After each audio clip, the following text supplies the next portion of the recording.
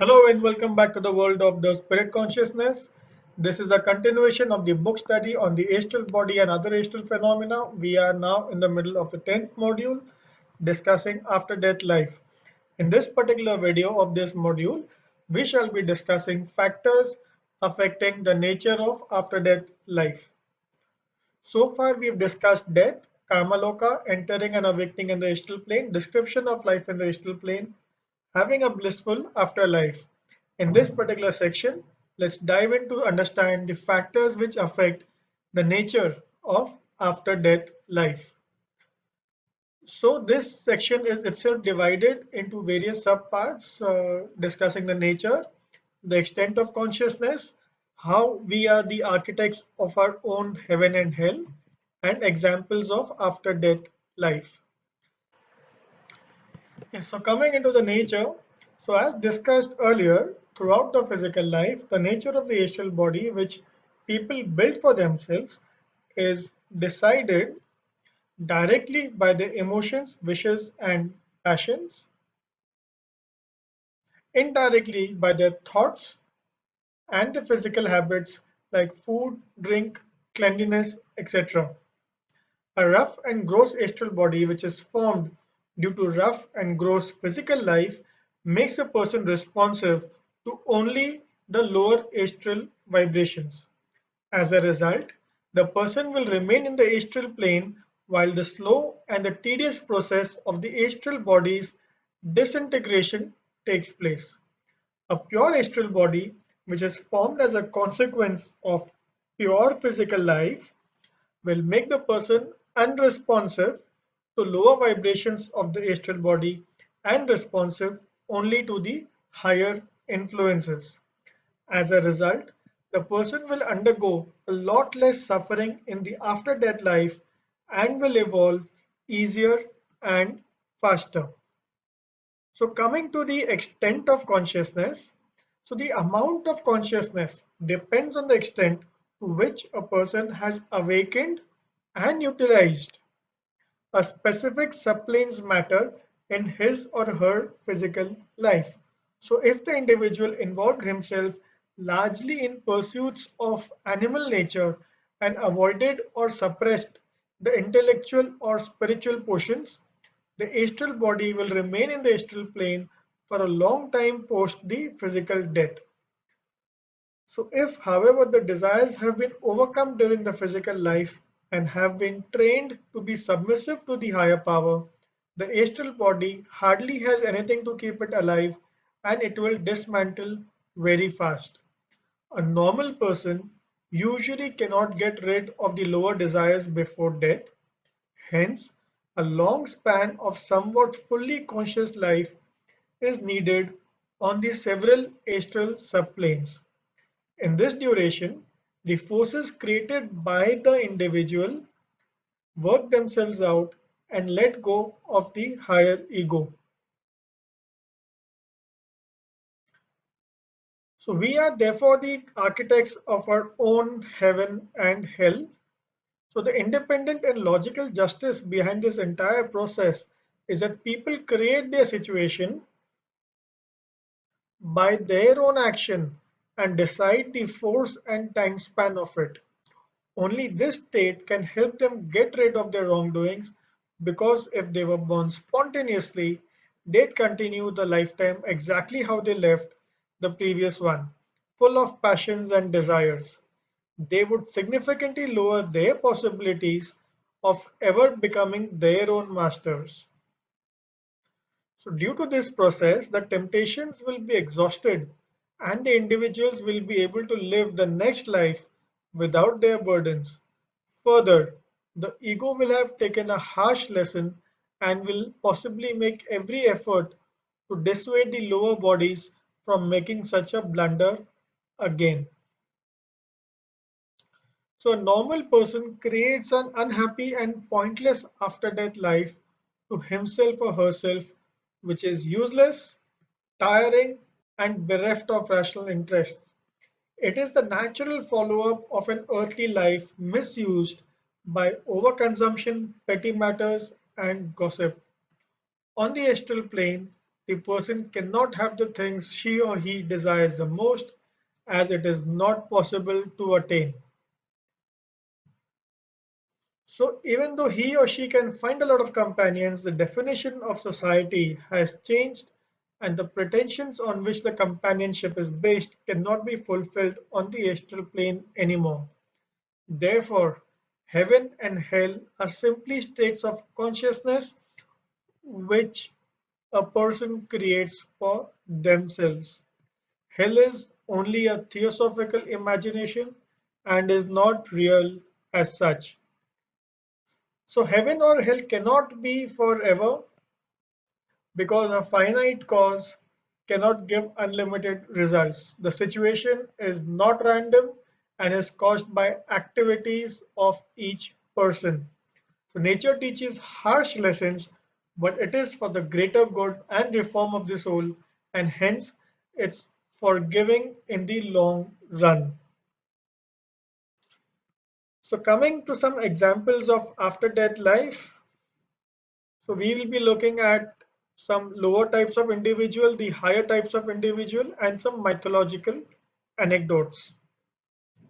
Coming to the lower types of individual, so let's look again. It's divided. There's a where we will see how it is for a dull person, for a person with strong lower desires, say for people who have dealt with sensualism and alcoholism, smoking tobacco, obsession, murderer and vivisectionist, and a person with strong animal connection or characteristics. So let us see how it goes for a dull person. A dull person who's neither good nor bad remains dull after death too. Such a person won't have any great suffering or happiness. She or he may find his or astral life to be dull because they did not pursue any interest in physical life, and it reflects in the astral life. It will be very difficult for this person to pass their time on the astral plane if their physical life didn't consist of ideas other than gossip, business, sports, or clothing. So, for someone with strong lower desires, sensualism, and alcoholism, so a person who possesses strong lower kind of desires and has been an alcoholist or sensualist will suffer much more.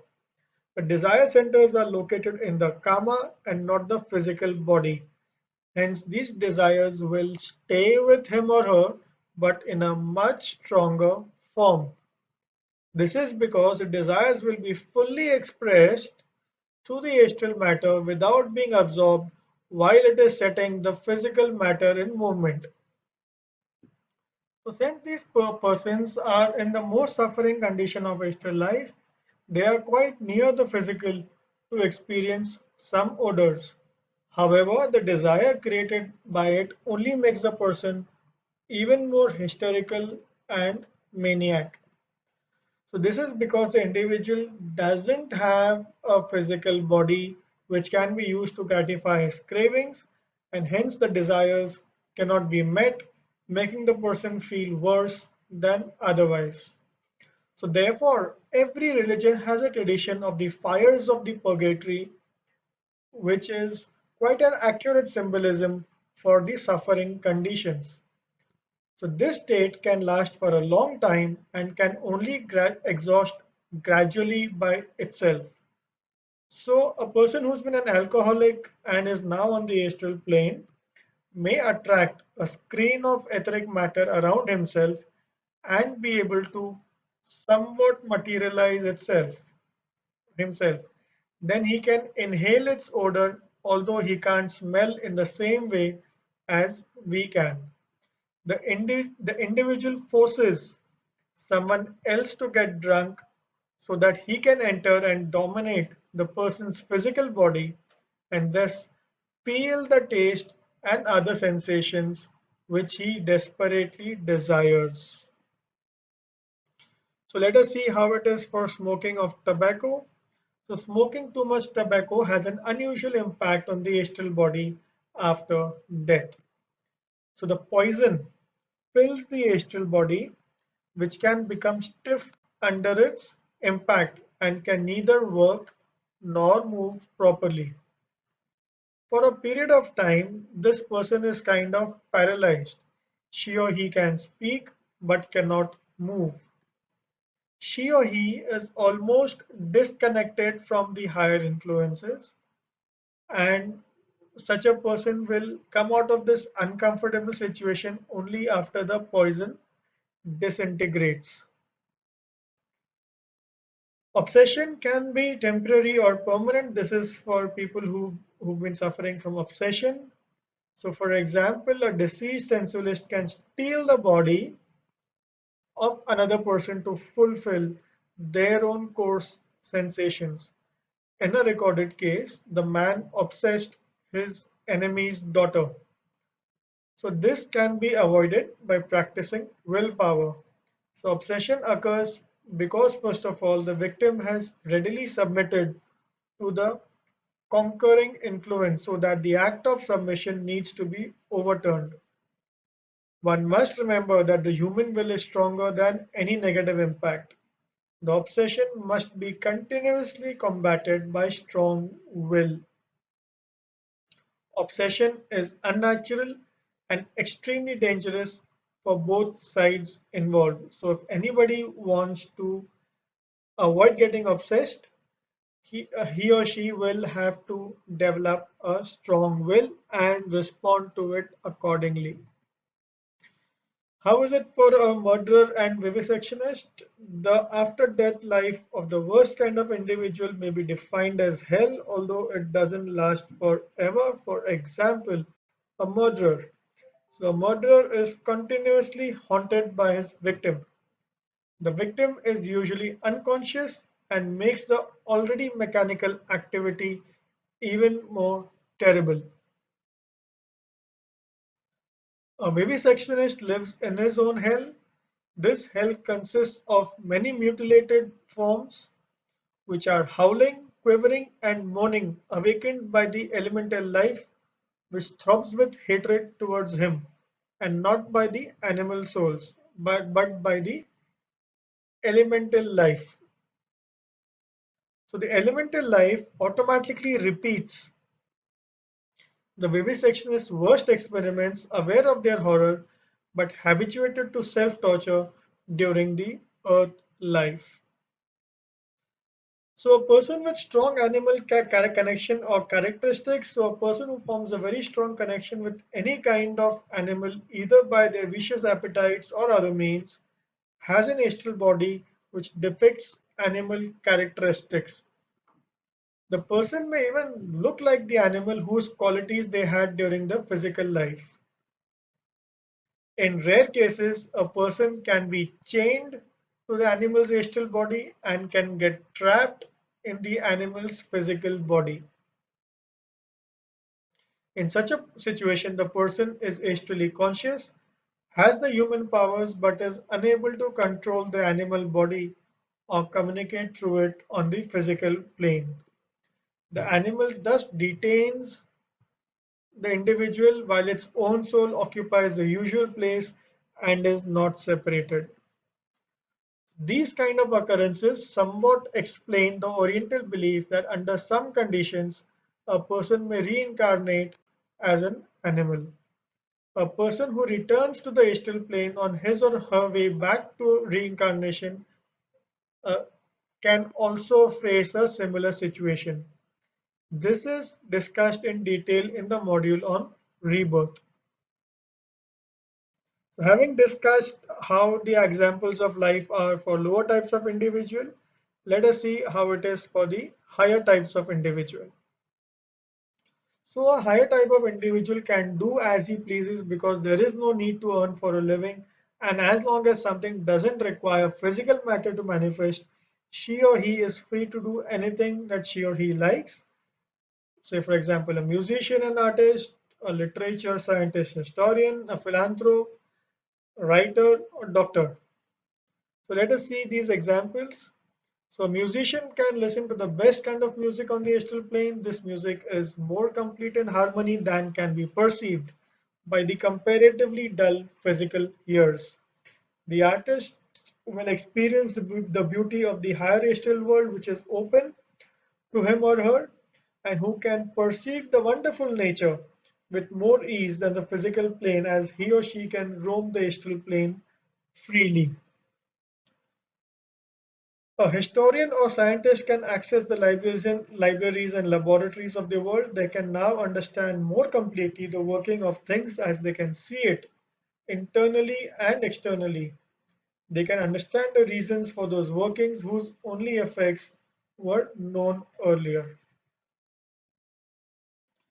For a philanthrope can continue his or her work more efficiently and actively than in the physical plane. They can also help more number of people with more possibilities of actual benefit. All the above cases witness abundant joy because it is not possible to get tired on the astral plane. So a deceased writer or music composer can influence their own ideas on a living writer or composer. So the books written or music composed is actually the deceased one's work. The individual who does the actual writing or composing work may or may not be aware of this influence. So a famous author once stated that he has no idea where their stories come from. He said that these were actually written through him. Hence, many works which are credited to the living may be belonging to the dead. Some authors may be conscious of this influence, while others may not be conscious of this influence. So, a doctor or deceased doctor usually pursues his or her interest in curing patients. She or he aims to do so from the astral side or suggests to the successor new useful treatment procedures. These new techniques may be learned from the astral world. So, having seen the higher types of individual, let us have a quick look at some mythological anecdotes. So, some anecdotes from mythology illustrate the conditions in detail. For example, the Tantalus.